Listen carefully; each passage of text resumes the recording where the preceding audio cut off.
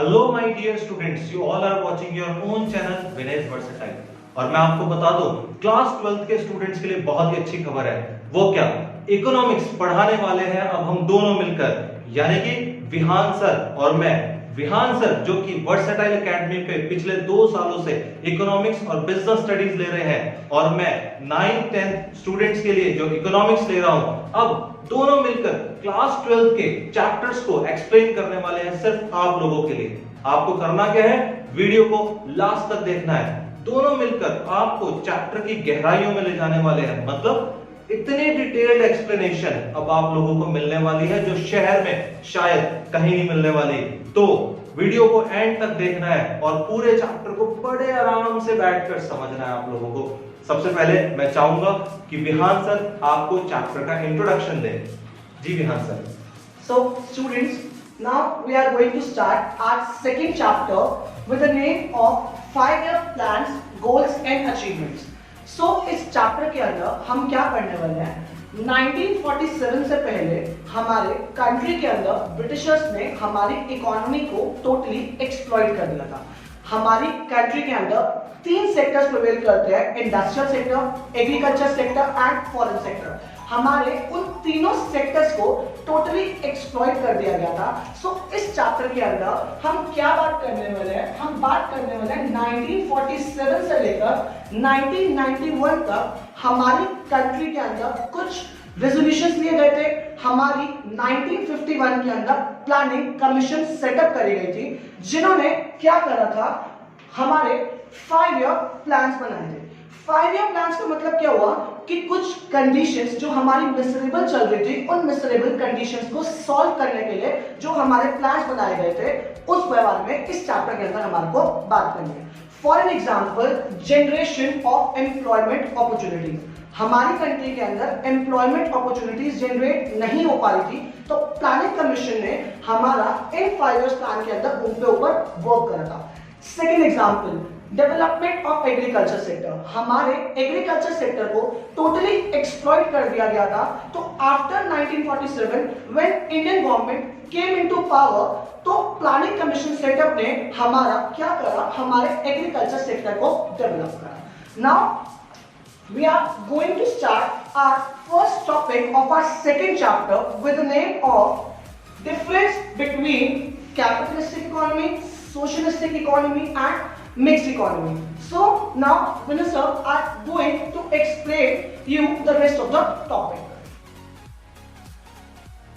सबसे पहले हम शुरू करने वाले हैं कैपिटलिस्ट इकोनॉमी के साथ। कैपिटलिस्ट इकोनॉमी का मतलब होता है पूंजीवादी अर्थव्यवस्था। नाम थोड़ा अजीब लग सकता है सुनने में, पूंजीवादी अर्थव्यवस्था, लेकिन वो उसका हिंदी मीनिंग है। आपको हिंदी में नहीं जाना है, आपको कैपिटलिस्टिक इकोनॉमी का मतलब समझना है। ये वो इकोनॉमी होती है when private individuals have authority, ownership is in the hands of private individuals, their main aim is to earn maximum profit। तो देखा जाए तो इस तरह की अर्थव्यवस्था कहां पर थी? 18th सेंचुरी में, 19th सेंचुरी में इस तरह की हमें अर्थव्यवस्था अमेरिका में देखने को मिलती थी। अमेरिका और रशिया एक दूसरे के टक्कर में रहते थे। रशिया के पास थी सोशलिस्ट इकोनॉमी। सोशलिस्ट इकोनॉमी में क्या होता है? बेसिकली गवर्नमेंट ओनरशिप होती है, मतलब everything is owned, managed and run by the government. वहां पर क्या हो रहा है? कैपिटलिस्ट में everything is owned, managed by private individuals and their aim is to earn maximum profit. जबकि सोशलिस्ट में क्या होता है? Everything is owned, managed and controlled by the government. और गवर्नमेंट का मेन पर्पस क्या होता है? आप सब जानते हैं, गवर्नमेंट का प्रॉफिट कमाना सेकेंडरी पर्पस होता है। प्राइमरी पर्पस होता है गवर्नमेंट का क्या? लोगों को सोशल सर्विस प्रोवाइड करना। ठीक है, लोगों को ज्यादा से ज्यादा, जैसे अब हमारे देश में आप देखते हैं रेलवे कितना सस्ता है। अगर आप अपनी गाड़ी कर दिल्ली जाते हैं और दिल्ली से आना जाना करते हैं, आपको अमूमन 5,000 रुपए भुगतने पड़ते हैं। अब एक व्यक्ति ट्रेन से जाए, ठीक है, सरकारी है रेलवे, ठीक है, हमारा इंडियन रेलवे, सरकारी व्यवस्था कितनी सस्ती होती है आप सब जानते हैं। 35 रुपए के टिकट में आप दिल्ली पहुंच सकते हैं। तो फर्क देखिए, 5,000 कहां 3500। तो private ownership capitalistic, government ownership socialist. इससे आप याद रख सकते हैं। अब मैं विहान सर से चाहूंगा कि वो आपको इन दोनों के फीचर्स समझाएं अच्छे से। So जैसा कि विनय सर ने आपको बताया, कैपिटलिस्टिक इकोनॉमी हमारी वो इकोनॉमी होती है जिस इकोनॉमी के अंदर हमारी ओनरशिप प्राइवेट इंडिविजुअल्स के पास होती है। मतलब कि जितने भी डिसीजंस लिए जाएंगे प्राइवेट इंडिविजुअल के पास फ्री होता है कि वो जितने डिसीजंस ले, प्राइस से, प्रोडक्ट से, मतलब अगर हम बात करें प्रोडक्शन, कंट्री की सारी डिपेंडेंट होती है प्राइवेट इंडिविजुअल्स के ऊपर। तो अगर हम अपने फीचर्स के बारे में बात करें तो हमारा फर्स्ट फीचर क्या होता है कि ओनरशिप हमारी जो है वो सारी की सारी किसके हैंड्स में है? प्राइवेट सेक्टर के ऊपर। अगर हम बात करें हमारे नेक्स्ट फीचर के बारे में, तो नेक्स्ट फीचर जो हमारा है वो है हमारा कि कैपिटलिस्टिक इकोनॉमी के अंदर हमारा जो मेन ऑब्जेक्टिव होता है वो होता है हमारा प्रॉफिट मैक्सिमाइजेशन। थर्ड फीचर, अगर हम बात करें हमारे नेक्स्ट फीचर के बारे में, तो नेक्स्ट फीचर हमारा है कि कैपिटलिस्टिक इकोनॉमी के अंदर हमारा जीडीपी ग्रोथ के चांसेस बहुत ज्यादा होते हैं। क्यों? क्योंकि हमारा वो किस चीज के लिए करा जा रहा है, हमारी जो प्रोडक्शन करी जा रही है वो सिर्फ एक ऑब्जेक्टिव के साथ करी जा रही है कि हमारे को प्रॉफिट मैक्सिमाइजेशन करना है। अगर हम प्रॉफिट मैक्सिमाइजेशन के लिए वर्क कर रहे हैं तो हमारा रिजल्ट किस चीज के लिए निकलता है? हमारा जीडीपी कंट्री की ग्रोथ होती है। ठीक, आफ्टर दैट अब हमारे को क्या करना है? सोशलिस्टिक इकोनॉमी के बारे में बात करनी है। जैसा कि मैंने सर ने आपको बताया, सोशलिस्टिक इकोनॉमी हमारी वो इकोनॉमी होती है जिस इकोनॉमी के अंदर ओनरशिप जो होती है वो हमारी सेंट्रल गवर्नमेंट के पास होती है। जितनी भी प्रोडक्शन करी जाएगी कंट्री के अंदर वो सारी की सारी सेंट्रल गवर्नमेंट के थ्रू करी जाएगी। व्हाई? बिकॉज सोशलिस्टिक इकोनॉमीज हमारी वो इकोनॉमीज होती हैं जिन इकोनॉमी के अंदर हमारी पॉपुलेशन पुअर होती है। सो अगर पॉपुलेशन पुअर है तो हमारा मेन ऑब्जेक्टिव क्या है कि हमारे को सोशल वेलफेयर के लिए ही वर्क करना है। सो हमारा फर्स्ट फीचर हमारा इसका क्या होगा? सोशलिस्टिक इकोनॉमी के अंदर हमारा जो वर्क करा जाता है वो हमारा वर्क करा जाता है सोशल वेलफेयर पे। First point. सेकेंड पॉइंट, जितने भी डिसीजंस लिए जाएंगे कंट्री के अंदर रिलेटेड टू प्रोडक्शन वो सारे के सारे किसके थ्रू लिए जाएंगे? हमारी गवर्नमेंट के थ्रू। थर्ड फीचर, कंट्री के अंदर हमारा सोशल वेलफेयर हो रहा है इसलिए जीडीपी ग्रोथ के चांसेस बहुत ही ज्यादा कम हो जाते हैं। सो अब हमारे को क्या करना है? अब हमारे को फीचर्स के बाद कुछ merits as well as demerits के बारे में बात करनी है। सो अब आपको क्या करेंगे? विनय सर आपको कैपिटलिस्टिक सोशलिस्टिक मिक्स इकोनॉमी के मेरिट्स के बारे में बताने वाले हैं। सबसे पहले मैं आप जैसे कि विहान सर ने भी पूरा डिटेल डिस्कशन आपके साथ कर लिया है कैपिटलिस्ट के बारे में, तो मेरिट समझने में मेरे ख्याल से अब कोई मुश्किल नहीं होगी।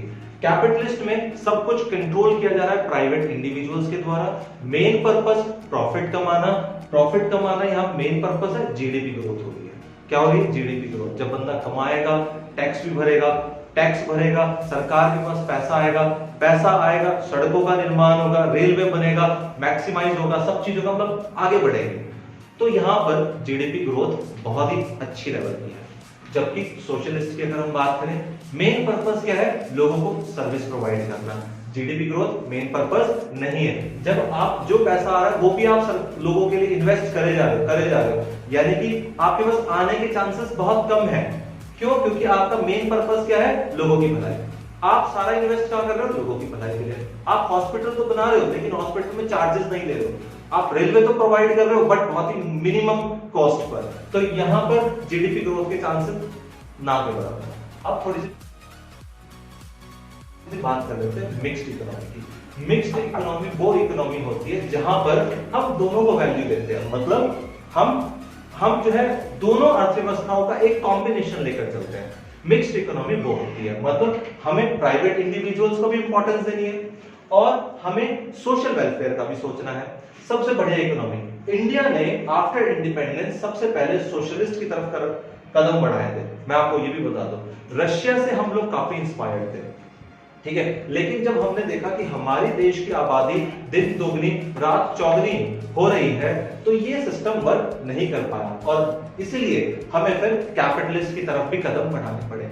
इसलिए जो हमारे देश की इकोनॉमी है वो मिक्स्ड इकोनॉमी है। मतलब आपको यहाँ प्राइवेट स्कूल्स भी देखने को मिलते हैं और यहाँ गवर्नमेंट स्कूल्स भी देखने को मिलते हैं। यहाँ सरकार सोशल वेलफेयर के लिए भी काम करती है और प्राइवेट इंडिविजुअल्स अपने प्रॉफिट के लिए भी काम करते हैं। अब विहान सर आपको फीचर समझाएंगे। हाँ, डीमेरिट्स बताएंगे कुछ और साथ में कुछ एडिशनल बात। So after the completion of merits हमारे को किसके ऊपर शिफ्ट होना है, हमारे को डीमेरिट्स के ऊपर शिफ्ट होना है, मींस लिमिटेशंस।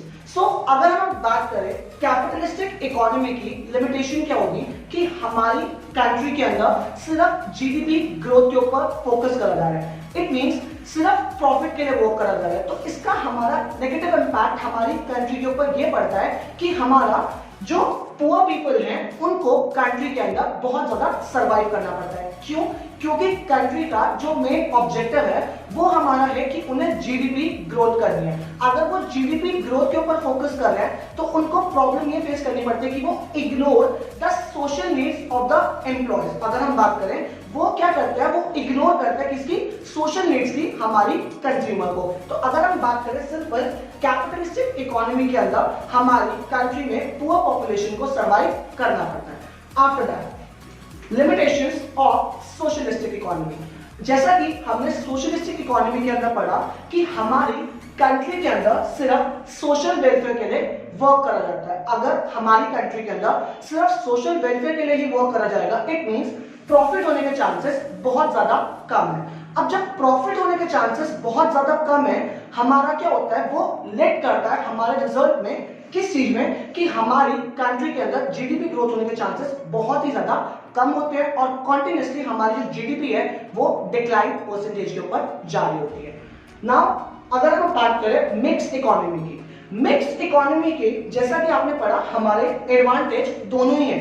हमारा लिमिटेड अमाउंट के अंदर जीडीपी ग्रोथ भी हो रही है क्योंकि रिच पीपल के लिए भी वर्क करा जा रहा है, और अगर हम बात करें हमारा जो दूसरा एडवांटेज है वो हमारा ये है कि हमारी जीडीपी ग्रोथ भी हो रही है। सो मिक्स इकोनॉमी का सिंपल हमारा सिर्फ एक डिसएडवांटेज होता है, वो होता है हमारा करप्शन, मींस भ्रष्टाचार।